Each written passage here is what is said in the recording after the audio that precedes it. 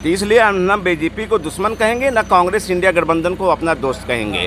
जो जहां से मौका पाया है, जनता को, आवाम को छला है। जब राजनीति और राज सेवा में जब धर्म को गंदी तरह से प्रवेश किया जाएगा तो देश की हालत कमज़ोर हो जाएगी। देश आर्थिक संकट से भी जूझेगा। आने वाली भी अगर जो भी पार्टियां हैं, इस उभार से उठना उनके लिए बड़ा मुश्किल हो जाएगा। देखिए, ऐसा है कि बुलडोज़र के ऊपर किसी ने कहा है कि लोग टूट जाते हैं एक महल बनाने में, और तुम तरस नहीं खाते हो किसी का आशिया गिराने में।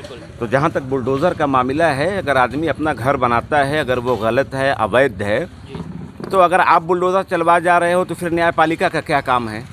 नमस्कार, मेरा नाम शेख उमर आज़मी है। बहुत बहुत स्वागत है आप सभी का ज़िया न्यूज़ पे। दर्शकों, इस वक्त हम लोग लोकसभा चुनाव की ग्राउंड रिपोर्टिंग पे हैं और हमारे साथ कुछ गांव के लोग मौजूद हैं।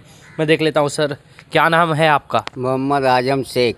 मोहम्मद आज़म जी, आप बताएं। हम पहले सरकार के विकास पे चर्चा कर लेते हैं। सर, 10 साल हो गए मोदी सरकार को, कितना काम देख पा रहे हैं? सरकार के विकास कुछ भी ग्राउंड रिपोर्ट पे दिखाई नहीं देता। अच्छा। सिर्फ आज ये 10 साल के बीच में देश में नफ़रत का माहौल है। जब राजनीति ही में नफ़रत घुल जाएगी तो देश की आवाम परेशान हो जाएगी, और इस परेशानी का आलम यह है कि देश हमारा बहुत कमज़ोर हो चुका है, खोखला हो गया। इस महंगाई और इस भ्रष्टाचार पे अब काबू पाना सरकार के बस की बात नहीं है। अब जनता परेशान हो चुकी है।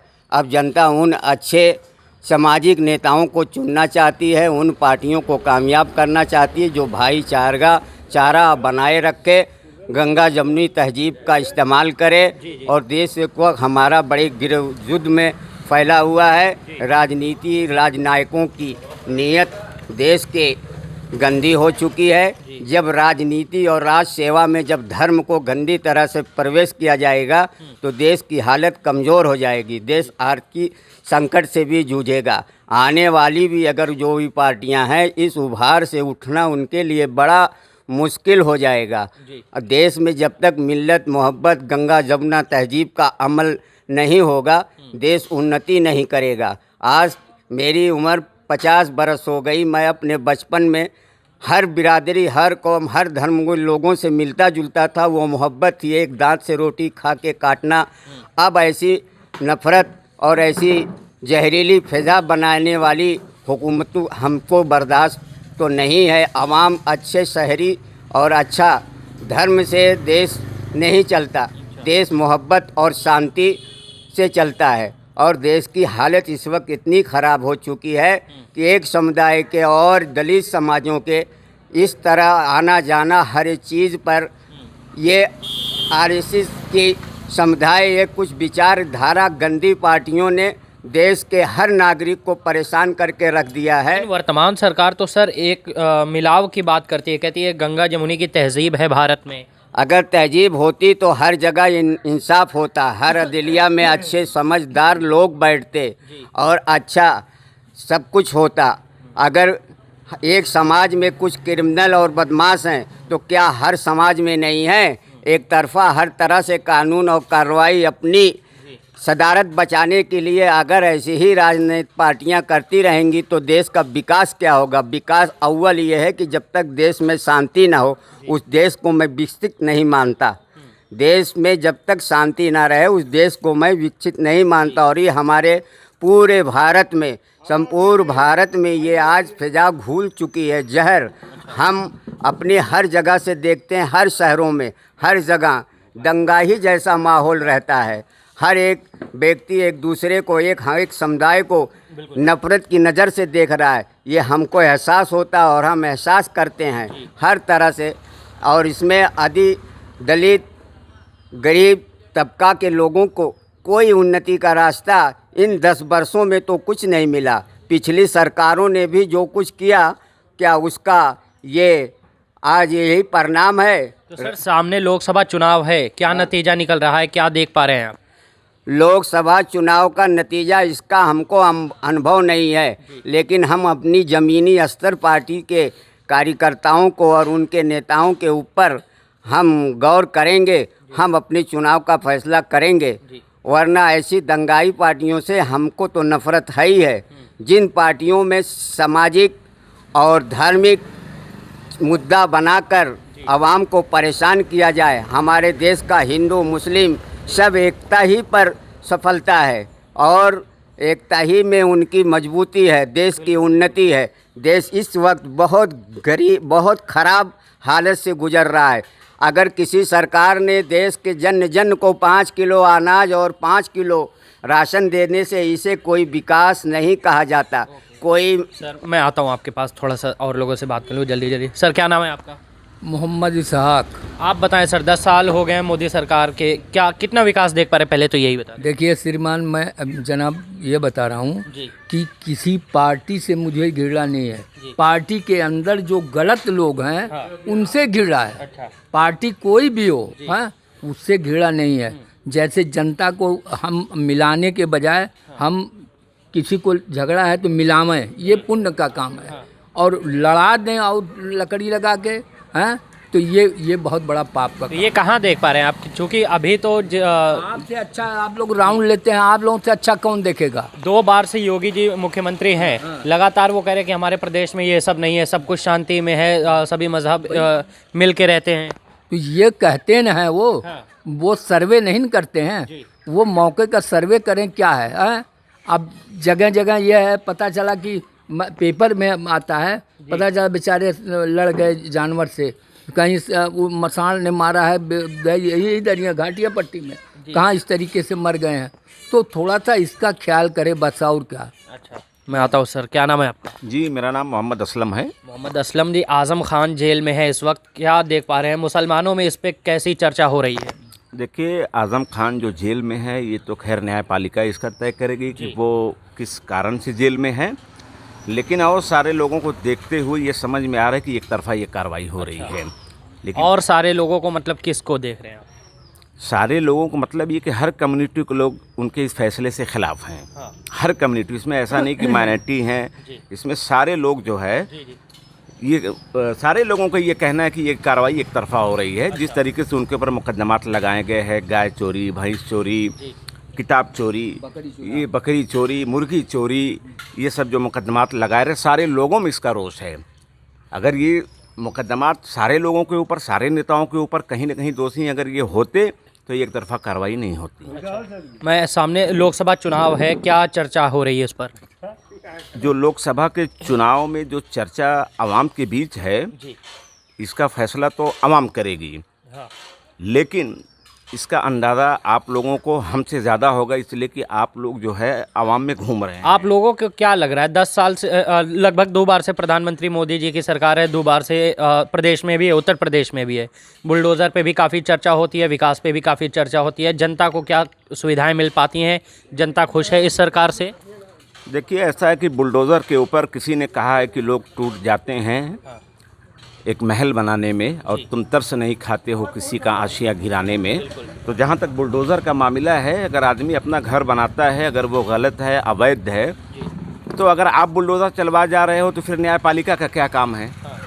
या तो न्यायपालिका अपना काम करेगी, तय करेगी कि मेरा क्या काम है। आपको डर नहीं लग रहा? आप बोल रहे हैं आप ऐसी बात? देखिए, सच्चाई बोलने में क्या डर है? मौत बरहक है, आनी है, अपने वक्त पर आनी है। वो जिस बहाने आ जाए, हमें इससे कोई गुरेज नहीं, कोई परहेज़ नहीं। सच्चाई बोलने में कोई दिक्कत नहीं, कोई तकलीफ़ नहीं। चलिए, मैं और आपसे थोड़ा सा चर्चा करता हूँ। आप इंडिया और एनडीए गठबंधन देख रहे हैं, दोनों का, एक तरफ राहुल गांधी जी हैं, नहीं, एक तरफ राहुल गांधी जी हैं, एक तरफ प्रधानमंत्री मोदी जी, एक तरफ पूरा इंडिया गठबंधन है, एक तरफ नरेंद्र मोदी जी, क्या देख पा रहे हैं आप? देखिए, ऐसा है कि बीजेपी ना हमारी दुश्मन है, और ना कांग्रेस या इंडिया गठबंधन, ना ये हमारी दोस्त हैं। बीजेपी ना हमारी दुश्मन है और ना इंडिया गठबंधन ये हमारी दोस्त है। सब लोगों ने मौका पाके हमको छला है, किसी ने हमारा भला नहीं किया है। हमको मतलब किसको? माइनॉरिटी को या जनता को? जनता कह लीजिए। अब ये महंगाई ये सिर्फ माइनॉरिटी के लिए नहीं है, ये तो जनता के लिए है ना। तो मैं जनता ही की बात करूँगा। अगर मैं सिर्फ माइनॉरिटी विशेष बात करूँ तो ये गलत हो जाएगा। तो इसलिए हम ना बीजेपी को दुश्मन कहेंगे, ना कांग्रेस इंडिया गठबंधन को अपना दोस्त कहेंगे। जो जहाँ से मौका पाया है, जनता को, आवाम को छला है। तो इंडिया गठबंधन देख पा रहे हैं, प्रधानमंत्री मोदी के खिलाफ में है, एक तरफ से विपक्ष का काम कर रहे हैं, कितना सक्सेस होंगे?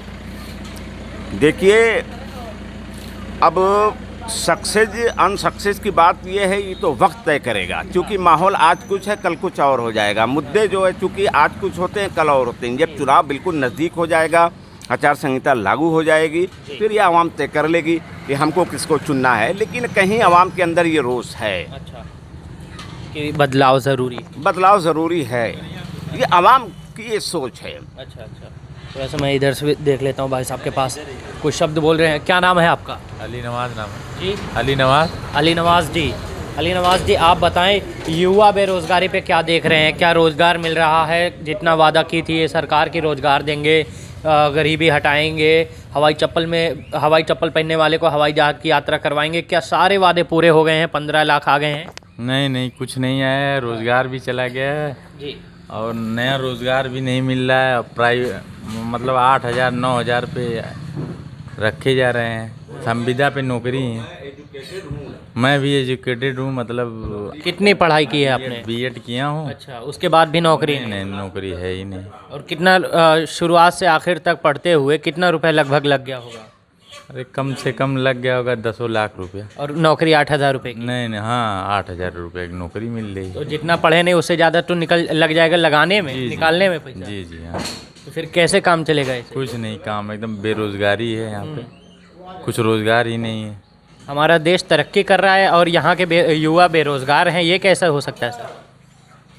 नहीं, बेरोज़गारी ही है। देश को तो प्रधानमंत्री मोदी कह रहे हैं विदेशों में चर्चा हो रही है और देश में ही ऐसी गरीबी। जी जी हाँ। चलिए, बहुत धन्यवाद। मैं यहाँ से अपनी बातचीत थोड़ा सा ख़त्म करता हूँ। रुको और बोलो। आप बताएं जी, जनाब श्रीमान, आप बोल रहे हैं सर। मैं कह रहा हूँ कि जैसे एक मिसाल दे रहा हूँ, जैसे मुझसे आपसे कोई झगड़ा हो जाए, तो अगर झगड़ा हो गई और कोई जा करके आप ही से खाली ये कहे कि तो आप हमारी शिकायत करें कि अरे फलाना ये है, फलाना ये है, लेकिन फैसला कब होता है? जब दोनों फरीक सामने हो, पक्ष हो, तब सच्चाई का मालूम होता है कि कौन सही है, तो कौन ये किस बात पर आप कह रहे हैं? कैसे समझा जाए किस बात पर? नहीं। सर्वे करना चाहिए किसी की, अगर आप पढ़ लिए तो उसका सर्वे करिए जा करके कि हाँ उससे और उससे, तब आपको सही जानकारी तो हो। किस मुद्दे पे आप ये बात करें वो भी तो? मुद्दे पर, किसी भी मुद्दे की बात है। जी सर, क्या करें? सरकार शिक्षित नहीं है जब तक रहती है, देश का विकास नहीं होता। जितनी भी कार्रवाइयाँ होती हैं उन पूंजीपतियों के ऊपर नहीं होती, उसमें अक्सर गरीब ही मारा जाता है। जिस देश में गरीब खुश ना हो वो देश उन्नत पे नहीं होगा। इस वक्त देश हमारा बहुत बुरी परिस्थिति से गुजर रहा है। लेकिन सर, विदेशों में इसी देश का डंका बज रहा है, यही देश नहीं बज रहा है। हम अपने पड़ोसी दुश्मनों से खुद घिरे हुए हैं और हमारे दुश्मन हमारे देश के ही राजनीतिक लोगों उस पर कभी नज़र ही नहीं करते हैं। हम तो खुद अपने देश के पड़ोसी दुश्मनों से घिरे हुए हैं और उसका ये नतीजा है कि आज हमारी इकनॉमी ऐसी चौबट है कि देश का युवा घर घर परेशान और बेकार, रोज़गार सब कुछ ख़त्म हुआ है। और ये हालत रही तो देश कहाँ पहुँचेगा? अब ये देश के राजनीति वालों को पता करना पड़ेगा। हमको किसी पार्टी से कोई दुश्मनी नहीं है। तो आप इसका जिम्मेदार किसको ठहरा रहे हैं फिर?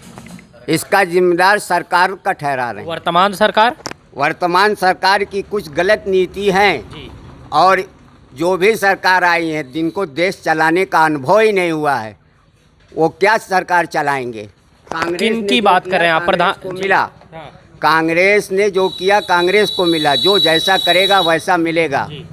चलता रहे ये हमारा जो है देश, जय जवान जय किसान का नारा रहेगा। देश से हमको कोई गिरना नहीं है। बिल्कुल, बहुत धन्यवाद आप सभी लोगों का। इस वक्त हम आजमगढ़ में मौजूद थे। बहुत बहुत शुक्रिया आपका देखने के लिए ज़िया न्यूज़।